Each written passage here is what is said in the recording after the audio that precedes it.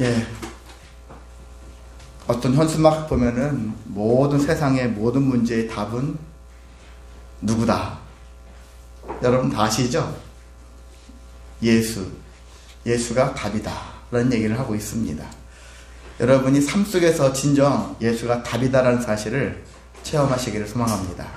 그냥 문제집만 보고서 예수는 그냥 문제, 답, 예수 이렇게만 생각하지 마시고 정말 삶 속에서 예수라는 분이 얼마나 나의 인생이 중요하고 큰 역할을 하고 계시는가 이런 것들을 삶 속에서 체험하시면 주님을 떠날 수가 없고요. 주님과 동행할 수밖에 없습니다. 다 빼앗겨도 주님은 결코 빼앗기지 않으리. 이런 마음을 가지고 살게 될 줄 믿습니다.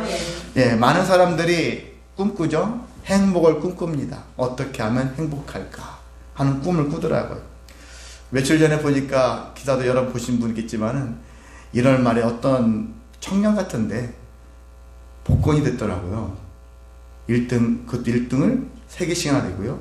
3등을 2개 되어가지고 액면가가 70억대. 그리고 실수령이 47억대더라고요. 그 사람이 그 관련된 기사가 있던데, 그걸 했더니, 그걸 해서 이제 자기가 박사학위를 다시, 여러 가지 사정이 있었는가 본데, 박사 과정을 밟으려고 하고, 주머니 속에, 지갑 속에 100만 원은 채워놓고 다닐 수 있는 여유가 생겼고, 비싼 차도 하나 구입했고, 여러 가지 이것저것 사람 나눠주고 나니까 한 20억 남았다는데, 그렇게 인생을 살면서 이제 좀 더 여유 있게 살 수 있겠다 그런 얘기 하더라고요. 많은 사람들이 그걸 보면서 꿈꿨겠죠? 저도 생각이 들더라고요. 정말 부럽다 그 생각이 드는데, 진정한 이것이 행복이다 생각하고 삶의 여유를 가지고, 남들은 막 어떻게 올라가려고 그래서 뭔가 쟁취하려고 뭔가 차지하고 싶어 하는 마음을 가지고서 그렇게 되어지면 행복을 느끼고 살아가는 게 인생인데, 과연 그게 돌아본다면 진짜 행복한 일인가? 가장 좋은 인생을 살고 있는 것인가? 생각을 해봅니다. 그래서 많은 사람들이 이런 것들을 세상적인 것들을 막 판단하다 보니까 어떤 결론에 이르느냐면요, 이제 3가지 좋은 것을 가져야 돼. 좋은 길을 가야 돼. 첫 번째가 좋은 대학을 가는 거죠. 그리고 좋은 직장을 얻는 거고, 3번째가 좋은 배우자를 만나서 행복하게 살아간다. 이것을 기본으로 해가지고 인생을 설계하는 경우가 많습니다. 이게 되게 중요해요. 그냥 헛되다는 것이 아니라 이런 부분도 중요하거든요. 내가 열심히 노력해서 좋은 대학, 그 다음에 좋은 직장, 그래서 좋은 배우자를 만나서 행복하게 산다는데 누가 뭐라고 합니까? 이 자체가 죄고 나쁘다라는 건 아니에요. 그런데 이것만 있으면 행복할 것 같고 최고의 인생을 살아갈 것 같지만 결코 그렇지 않다라는 거예요. 하나님이 결코 최고의 인생으로 인정하지 않습니다. 무엇이 최고의 인생인가? 무엇이 더 필요한가? 여기에 더 필요한 것은 뭐냐면은 오늘 설교자 하고자 하는 이 3가지의 우리가 일들을 하고 있는가? 그 부분이 중요하거든요. 그게 삶의 밑바탕에 깔려 있었을 때 바로 이러한 현상들을 살아가면서 최고의 인생, 가장 좋은 인생을 살았노라 자신할 수 있고 확신할 수가 있는 것입니다.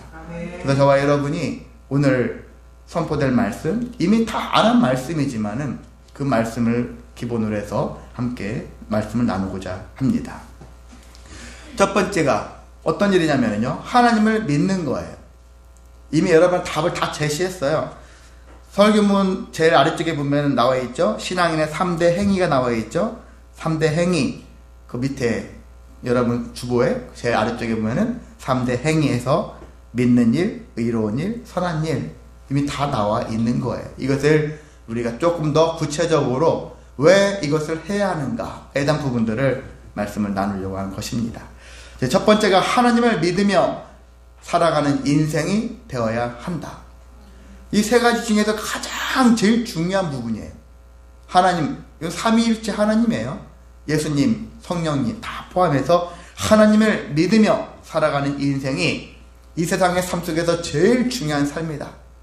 내가 좋은 대학 못 갔어. 그래도 하나님을 안 믿고 좋은 데 간 사람보다 좋은 데 못 갔어도 하나님 믿는 인생이 더 복되다라는 거거든요.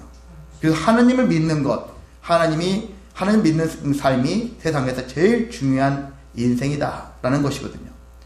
그래서 이 하나님 믿는 행위는 그 나의 의지가 들어가느냐? 그렇지는 않아요.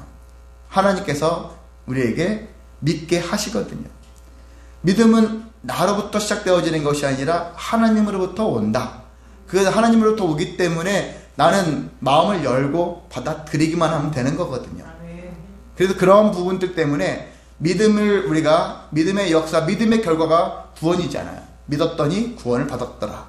그럼 내가 믿었더니 나의 의지가 들어가서 내가 노력해서 수고해서 했더니 구원을 쟁취했다. 이런 의미가 되어진다면은 구원이라는 것은 은혜가 아니라는 거죠. 근데 우리는 구원을 은혜라고 하지 않습니까? 구원을 왜 은혜라고 하느냐? 구원이라는 것은 하나님께서 공짜로 주셨다라는 거예요. 거저 주셨다. 내가 저 사람과 뭐 아무것도 한 거 없는데 저 사람이 나한테 뭐 선물을 주는 거예요. 우리는 또 이상하지. 사람과 사람이 갑자기 모르는 사람이 나한테 선물 주면 되게 이상하죠? 무슨 꿍꿍이가 있는가 보다. 그렇게 생각이 들겠지만은 하나님이 우리에게 선물을 주시는 거예요. 선물을 주셨는데 그것이 우리의 믿음을 보시고 주셨더라 하는 거거든요. 그래서 이 모든 것들은 하나님으로부터 왔기 때문에 우리가 믿음을, 구원을 다 은혜다라고 할 수 있는 것입니다. 자, 하나님의 은혜를 입은 자, 힘입은 자, 은혜를 입고 살아가는 자, 은혜를 입고 살아가는 자에게는 어떤 삶이 준비되어 있냐면은 감사가 있어요. 그리고 기쁨이 있고요, 소망이 있어요. 물론 항상 모든 일에 기쁘고 모든 일에 감사, 모든 일에 소망이 넘치는 건 아닐 수 있어요. 그래도 이런 사람들은 다른 사람들보다 어떤 좌절, 포기하고 싶은 상황에 빠졌을 때도 더 일찍 일어날 수 있고 더 일찍 회복할 수 있는 은혜가 있습니다. 그런 삶을 살아가게 될 수밖에 없거든요. 그리고 남들과의 비교 잘 하지 않습니다. 전혀 안 하는 건 아닐 수 있어요. 그런데 가능하면 비교를 안 하죠. 그리고 자랑하지 않습니다. 교만할 마음도 없어요. 그리고 욕심낼 필요도 없습니다. 돌아보니까 더 좋은 게 저기에 있는데 내가 이것을 그렇게 욕심낼 필요가 뭐가 있을까? 그렇지 않습니까? 세상의 가치가 아니라 이제 하나님의 가치로 인생이, 정체성이, 가치관이 바뀌었거든요. 세계관이 바뀌었어요. 모든 바라보는 관점이 옛날에는 세상적 관점이었어요. 근데 믿음을 갖고 나니까 하나님 보시는 관점으로 세상을 보려고 해요. 그러니까 무엇이 중요한지를 알기 시작한 것이죠. 그래서 사람들은 저 사람은 저걸 막 자랑하는데 그렇게 그 자랑하는 것이 부럽지 않은 거예요. 옛날에 엄청 부러웠죠? 어느 순간부터 그게 부럽지 않아요. 저 사람이 좋은 대학 갔대, 좋은데 취업됐대, 좋은 사람하고 결혼했대. 그런 소리 들어도 그렇게 부럽지 않아요.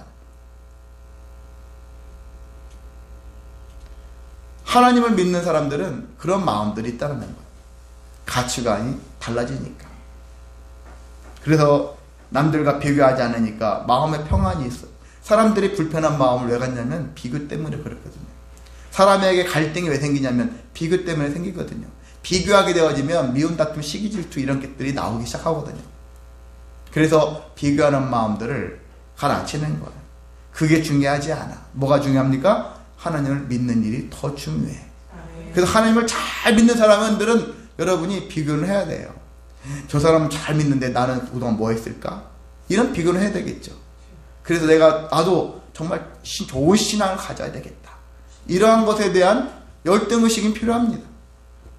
그래서 다른 것에 대한 열등의식은 가질 필요가 없다라는 것이거든요.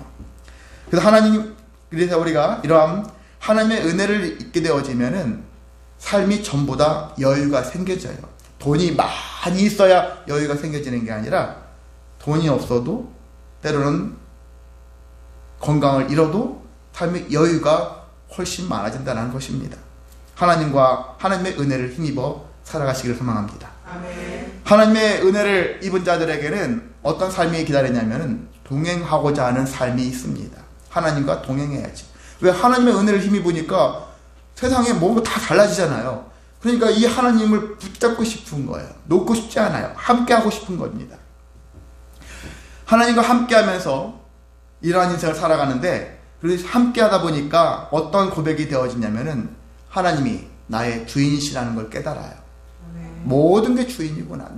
내 몸까지, 내 삶까지도 다 하나님의 것이고, 내 남편, 내 아내, 내 자녀들까지도 다 하나님의 것이구나. 이 모든 만물들이 다 하나님의 것이다라는 것들을 인정하는 거예요. 그러면서 나에게 주신 약속의 말씀들이 전부 다 훨씬 많이 보여집니다. 옛날에 성경을 읽어도 무슨 말씀인지 그냥 그저 그런 말씀이에요.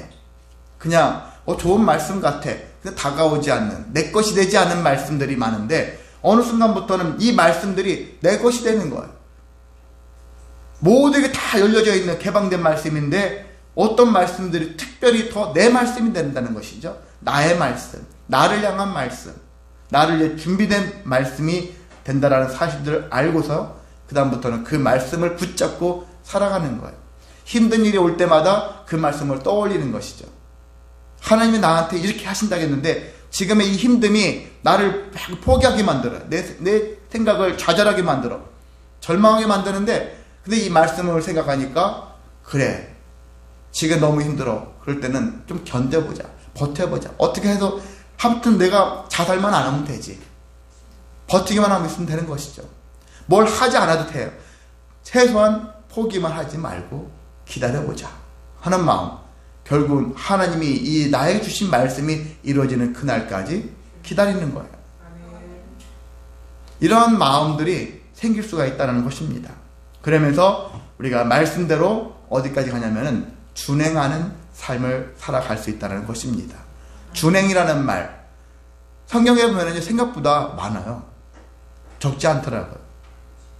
제 성경 사이트가 있잖아요. 성경 준행 탁 치면은 준행과 관련된 그런 성경 구절들이 생각보다 꽤 되더라고요. 준행한다. 말씀대로 순종한다. 라는 것보다 말씀대로 준행하더라. 이런 표현들이 훨씬 많더라고요. 그럼 준행이라는 말이 무엇일까?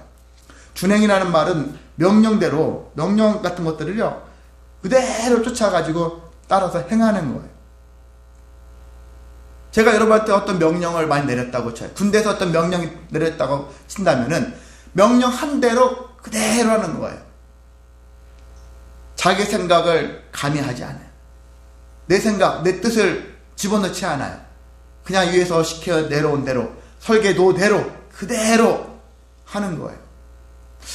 이렇게 하는 거 좀 그런데 저렇게 하면 안 될까? 하는 그런 생각. 근데 제가 예전에 저도 직장 생활을 한 적이 있었는데, 위에서 선배들이 이렇게 해왔는데 저는 안 되더라고요. 선배들이 이렇게 했는데 저는 좀 부당하게 느껴져. 이건 좀 그렇다 생각이 들어가지고 저는 자꾸 변경을 시켰어요. 물론 그것은 변경을 시킬만 하니까 왜 저렇게 할까? 저는 자꾸 이제 다른 것들을 가미해가지고 하는데, 근데 말씀 속에서 보니까 다른 건 몰라도 하나님 말씀에 대해서는 준행해야 된다. 그렇게 나와 있거든요. 하나님 말씀에 대해서는. 세상 일은 여러분이, 저 사람들이 그냥 과거에 해왔던 것들을 답습해가지고 그냥 가는 경우도 있거든요. 그것들은 자꾸 깨트려서 더 발전된 모습으로 바꿔 나가야 되겠지만은 하나님 말씀에 대해서는 바꾸면 안 되는 거거든요. 지금 어느 시대인데 2000년 전 아니야? 2000년 전 3000년 전 일이 아니야? 그 성경 가지고 지금까지도 계속 이 사회, 이 현상에 적용시킨다는 게 말이 돼? 성경을 바꿔야 돼. 사람들이 그렇게 말하는 사람도 있거든요. 근데 하나님 말씀은 바뀌어지지 않아요. 구닥다리 같다고요? 그렇지 않아요. 하나님 말씀은 과거나 현재나 미래 모두에게 적용될 수 있는 말씀이기 때문에 변함이 없어야 되는 거예요. 번역에 따라서 표현은 다를 수가 있어요. 근데 근본은 바뀌지 않는다. 그래서 우리가 하나님 말씀을 신뢰할 수 있는 이유, 하나님 말씀이 하나님 말씀대로 준행할 수 있는 이유, 하나님 말씀은 바뀌지 않으니까, 변함없으니까. 그때그때 달라요 하면 우리가 하나님 말씀 대충 들으면 돼요. 그냥 대충 듣고 그냥 우리가 생각대로 살아가도 됩니다. 그런데 그게 아니라는 거예요. 하나님께서는 우리에게 원하시는 것은 반드시 준행하라, 그렇게 말씀하고 있는 것입니다. 아브라함에게 하나님이 아브라함야 이삭을 드렸잖아요. 드려지는 그 현장에서 하나님이 아브라함한테 뭐라고 했냐면은 내 씨로 말미암아 천하 만민이 복을 받을 것이다. 그런 축복의 말씀을 하셨어요. 그런데 이 말씀 전에 어떤 얘기냐면은 네가 내 말을 준행하였기 때문에 그렇게 하거든요. 네가 내 말을 준행했기 때문에 네 자식 드려라. 100살에 얻은 자식, 귀한 자식이잖아요. 그 자식을 하나님께 드렸어요. 주저함 없이 드렸습니다. 드리려고 물론 죽지는 않았죠. 예비해 주셔가지고 이삭은 살았지만은 그래도 기꺼이 하나님께 드리려고 했던 이 아브라함의 신앙을 보시고서 내 말대로 준행하였기에 내 씨로 말미암아서 모든 민족이 어떻게 해요?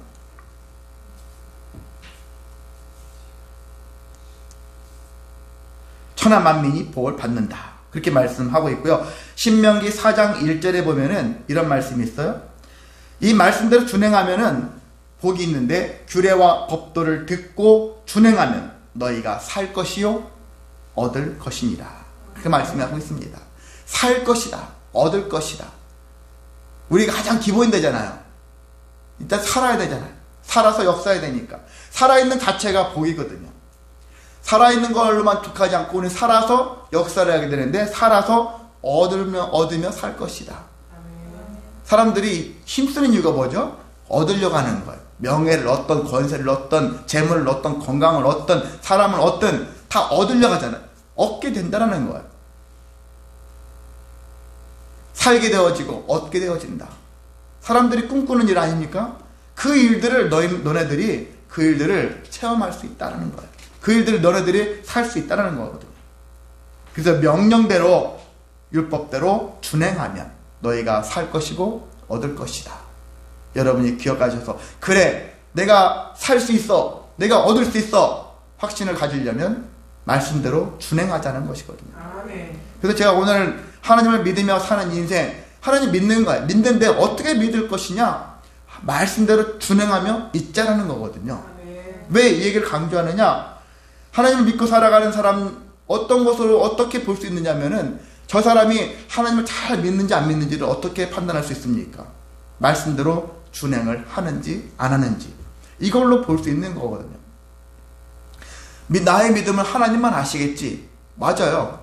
그런데 사람과 사람들이 봤을 때도 알 수도 있어야 되잖아요. 저 사람 도대체 모르겠어. 믿음이 있는지 없는지.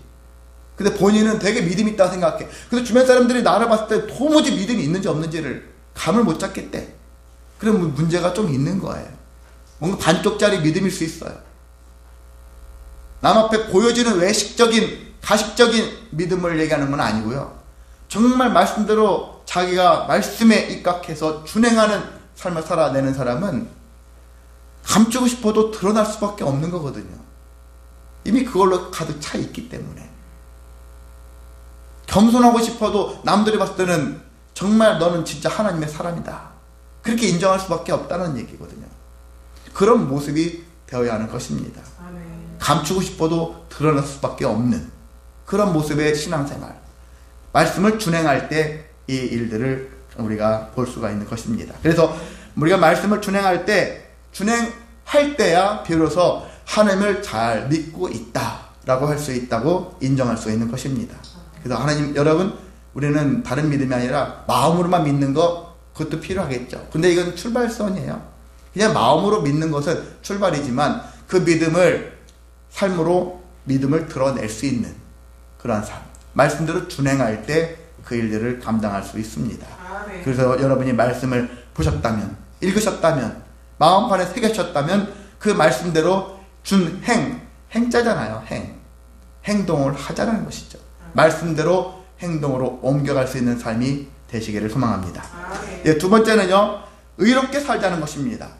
의롭게 살자. 인간은 스스로는 결코 의로울 수가 없어요. 왜? 죄인으로 살기 때문에 죄가 있기 때문에 의로울 수가 없습니다.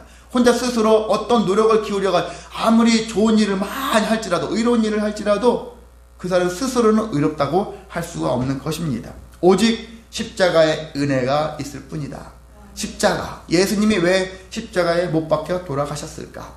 우리를 위해서, 우리의 죄를 위해서. 대신 너네들 스스로는 아무리 노력하고 힘써도 아무것도 의롭게 할 수가 없어. 오직 예수님밖에, 그 예수님의 피밖에 할 수밖에 없다는 것을 말씀하고 있습니다. 그래서 예수님이 우리의 죄 때문에 십자가에 지셨음을 믿었을 때 우리는 비로소 죄인이 아니라 의인으로서 칭함을 받는다는 얘기죠. 우리가 더 이상 죄를 안 짓는다는 얘기는 아니에요. 지금 여러분 짓고 있지 않습니까? 지난 주중에 7일 동안 여러분 얼마나 죄를 졌습니까? 선행보다 죄를 더 많이 졌을지도 모르겠어요. 그만큼 우리는 연약한 존재예요. 여전히 존재지만 하나님께서는 우리에게 여전히 그럼에도 의인이다 라고 인정을 해 주신다는 사실입니다. 그러니까 얼마나 이게 은혜입니까? 죄를 짓고 있는 죄인임에도 불구하고 우리를 의인으로 인정해 주는 그런 은혜를 여러분이 체험하시기를 소망합니다. 그래서 우리는 의인으로 인정받았으니까, 그 인정받으니까 그냥 값없이 받은 것 같으니까 우리가 되게 소홀히 여기는데, 우리 사람들은 자기가 막 노력하고 자기가 뭔가 해야지만이 되게 가치 있다고 생각하거든요. 그래서 가구 같은 경우도 완성품이 아니라 조립품을 자기 집에서 막 나와서 쪼이고 막 해서 만들어 놓고 다 해놓잖아요. 나중에 못 버리더라고요. 다른 것들은 막 버려도 자기가 일일이 손때 묻혀가지고 만들어낸 것들은 안 버리더라고요. 못 버립니다. 그렇더라고요. 그런 것처럼 사람들이 자기가 막 수고해가지고 열심히 의를 닦아가지고 의를 세웠어요. 그러면은 되게 소중하게 여겨.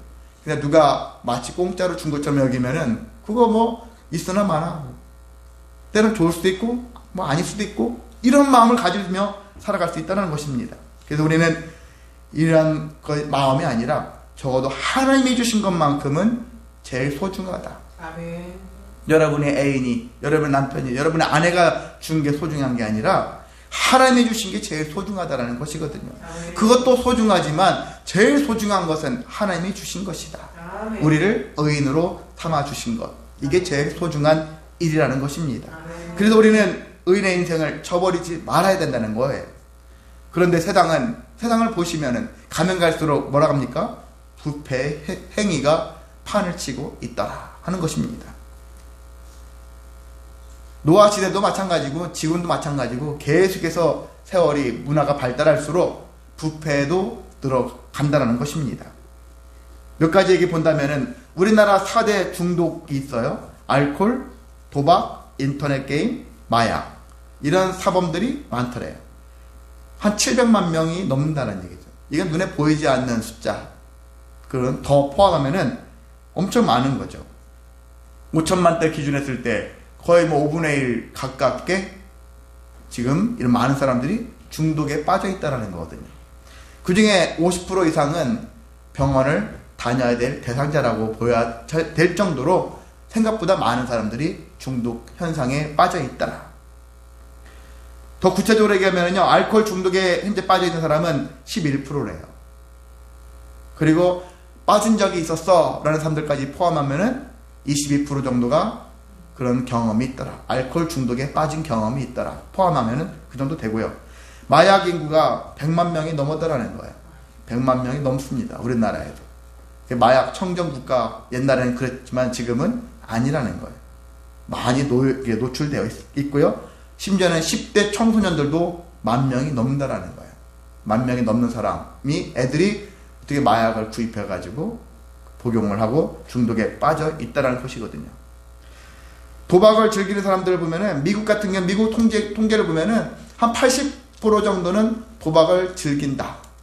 근데 우리도 그럴 거예요. 도박, 뭐 핫토까지 다 포함하면 다 도박이겠죠? 그런데 병적인 도박이 있죠, 병. 이제 도박에서 헤어나지 못하고 중독에 빠져 있는 사람들은 1에서 3%, 우리나라는 20만 명에서 20만에서 100만 명 정도까지, 생각보다 많은 숫자거든요. 이거 더 많을 수 있는데 추산하는 것이죠. 제가 예전에 말씀드린다고 했지만은 어떤 여자 변호사가 그런 얘기 하더라고요. 결혼했는데 남자 인생을 망치는 3대 여자. 우리 학생들한테 얘기했었죠. 어떤 여자요? 성형 중독에 빠져있는 여자, 틈만 나면 얼굴을 막 고치느라고, 그리고 과소비에 빠진 여자, 소득 대비 남편은 월급이 300인데 여자는 500만 원을 써요. 자기를 위해서 명품을 사고 뭐 이렇게 사고, 틈만 나면 명품 사고 모든 걸 다 명품으로 사버려. 이렇게 하게 되어지면 집안이 거덜나겠죠. 그리고 게으른 여자, 집안을 갔는데 청소를 안 해. 주방 갔는데 주방에 막 곰팡이가 잔뜩 피어있어. 그래도 버리기만 할 줄 알지 닦을 줄을 몰라. 그냥 음식 같은 쓰레기, 이렇게 찌꺼기 이런 것들을 그냥 싱크대에다 버려놓고 청소를 안 한다라는 거예요. 곰팡이가 쓸 때까지도 건들지도 않는다는 얘기죠. 생각보다 많대요. 남자 인생을 망치는, 그냥 그 여자 변호사인데, 하여튼 이혼 전문 변호사인데, 자기가 상담해 보니까 이런 여자들은 정말 남자 인생을 망치는 여자들이다. 물론 여자 인생을 망치는 남자들도 있겠죠. 이제 그런 사람들이 있겠지만은, 그래서 우리가 봤었을 때 이런 모든 것들이 다 왜 그렇습니까? 결국 죄 때문에 그랬거든요. 죄를 다스리지 못한 결과다. 창세기 4장 7절에 우리 지난주에는 학생부, 우리 친구들과 암송했거든요. 4장 7절 기억나시죠? 죄가 너를 원하나 너는 죄를 다스릴지니라. 기억나시죠? 예. 죄를 다스리라는 거예요. 죄가 너를 원하나 너는 죄를 다스리라. 그렇게 말씀하고 있는데도 그것들을 하지 못하는 거예요. 죄를 멀리 해야 된다. 죄를 다스려라. 그렇게 하나님이 말씀하셨는데도 불구하고 가인한테 하신 말씀이거든요. 가인은 그것을 그냥 한 귀로 듣고 한 귀로 흘러버리고 결국 동생을 들로 불러내어서 쳐 죽여버리잖아요. 죄를 멀리하라. 이미 경고를 했는데, 하나님 말씀은요, 우리에게 여러 가지 말씀도 주시지만 경고의 말씀도 많거든요. 이 길로 가지 말아야 돼요. 의롭게 하기 위해서, 의를 지키기 위해서, 죄인의 삶을 살지 말라고 의를 가르쳐주기 위해서 말씀을 주셨는데, 그 말씀의 경고를 무시하고 결국 자기 뜻대로 하는 거거든요. 자, 죄를 멀리하라겠는데 멀리하지 않고, 죄를 다스리라겠는데 다스리지 않았어. 무슨 일이 생길까요? 어떤 일이 생깁니까? 죄를 다스리지 못하면 무엇이 되냐? 육신이 된다. 육신이 된다라는 것. 6장에 있어요. 6장 3절에 보면은 뭐라고 되어 있습니까? 여호와께서 이르시되 나의 영이 영원히 사람과 함께 하지 아니하리니 이는 그들이 무엇이 되었다고요? 육신이 되니라. 육신이 됐다는 얘기예요. 육신. 전에는 하나님의 사람이라 했어요. 하나님의 사람이었는데 세상의 딸들과 결합해가지고 육신이 되었더라. 그러면서 무엇이 피기 시작했냐면은 부패 향연이 펼쳐지기 시작했어요. 모든 게 부패, 죄로 인해서 모든 일들이 그렇게 되어졌다는 얘기거든요. 그래서 결국 행위가 정욕을 따라서 육신이 되어지면 정욕을 따르는 삶이 되어진다는 거거든요. 육신의 정욕, 그런 얘기 하잖아요. 안목의 정욕, 이 정욕을 따라가는 삶이 된다는 거거든요. 하나님 말씀을 따라 말씀대로 준행하며 살아야 될 사람이 이제 말씀이 아니라 영의 사람이 아니니까 육신을 따라서 몸이 좋아하는 방향으로 가는 거예요. 여러분, 서 있는 것보다는 앉아 있는 게 좋고 앉아 있는 것보다는 누워 있는 게 좋잖아요. 왜 그렇습니까? 육신이 그걸 요구하거든. 자꾸 그걸 요구해요. 하지 마라, 하지 마라. 자꾸 편한 걸로 가고, 자꾸 나태한 걸로 가고, 게으른 걸로 가고, 타락의 길로 인도하는 게 육신의 모습이거든요. 그렇게 인도한다라는 것입니다. 그래서 로마서 13장 14절에도 이렇게 말씀하고 있습니다. 오직 주 예수 그리스도로 옷 입고 정욕을 위하여 육신의 일을 도모하지 마라. 경고를 하고 있어요. 정욕을 위하여 육신의 일을 도모하지 마라. 정욕이라는 건 다른 게 아니라 한마디로 자랑하고 싶은 거예요. 많은 사람들이 인스타 같은 거 막 올리잖아요. 뭐 어디 가서 좋은 데 가면 막 올리고, 뭐 자기 어디 갔다, 어디 맛있는 데 갔다, 맛이 먹었다, 뭐 이런 거 많이 하지 않습니까?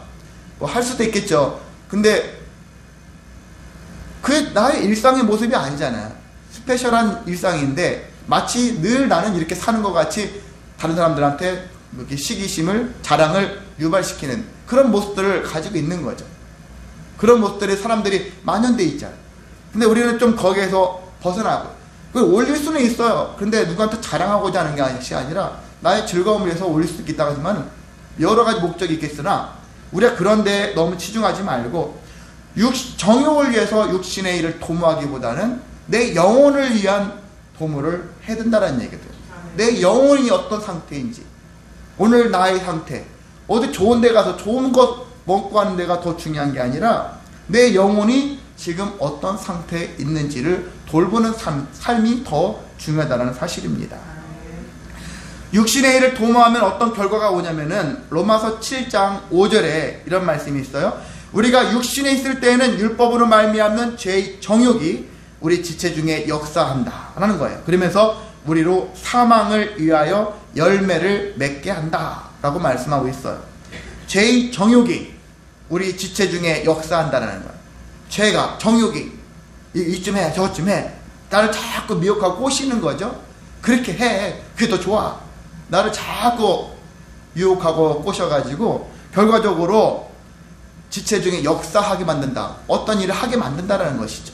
그렇게 해서 사망을 위하여 열매를 맺는 인생이 된다는 것입니다.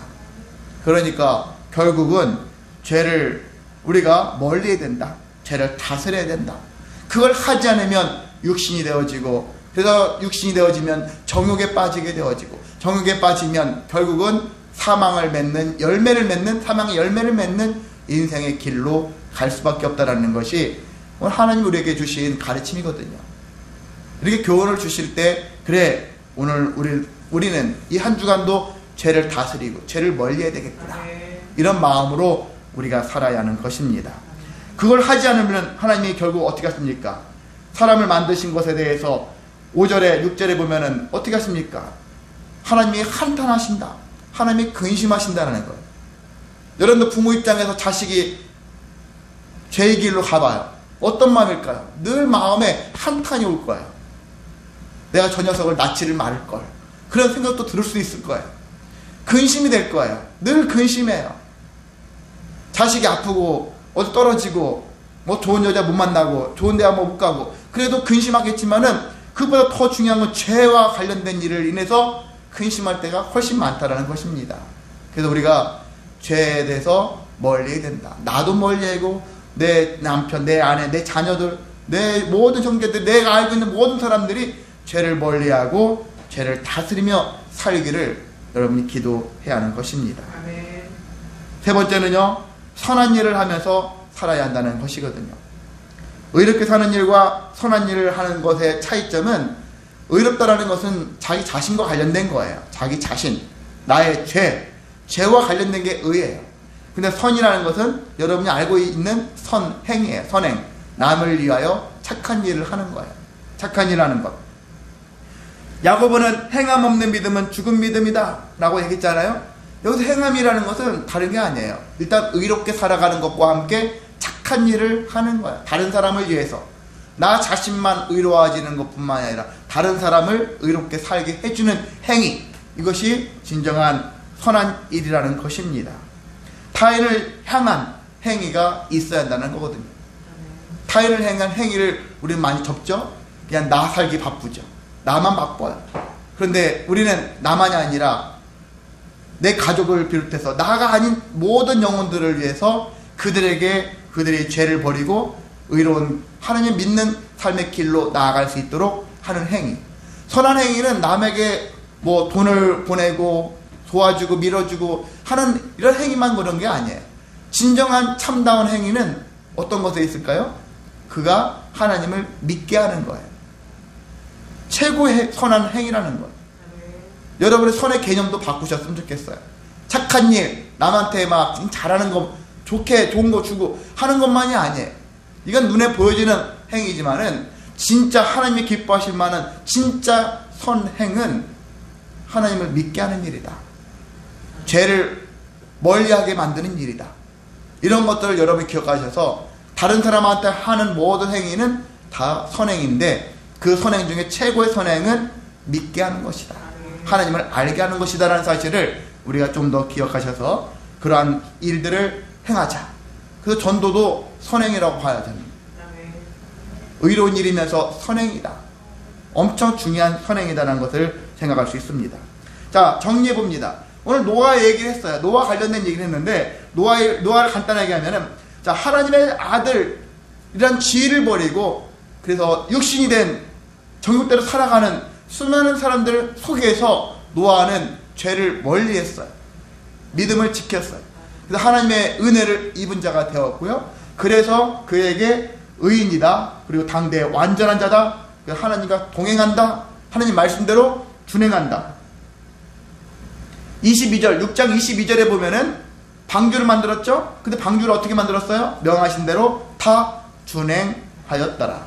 7장에도 나 있죠. 7장 5절에도 노아가 여호와께서 자기에게 명하신 대로 다 준행하였더라. 그게 나오죠. 그뿐만이 아니에요. 우리가 성막을 만들 때, 모세를 통해서 성막을 만들 때 오홀리압하고 부살렐이라는 사람들이 있어요. 하나님이 특별히 그를 지명해가지고 불러가지고 했는데, 그들도 성막을 설계도대로 다 준행하여 만들었다 라고 성경에 나와 있거든. 다 준행해서 만들었다라, 그렇게 얘기 나와 있습니다. 하나님의 은혜를 힘입었더니 하나님 말씀대로 준행하며 살아가는 삶. 120년이에요. 20년도 아니고 120년 동안 혼자 방주를 만들었어요.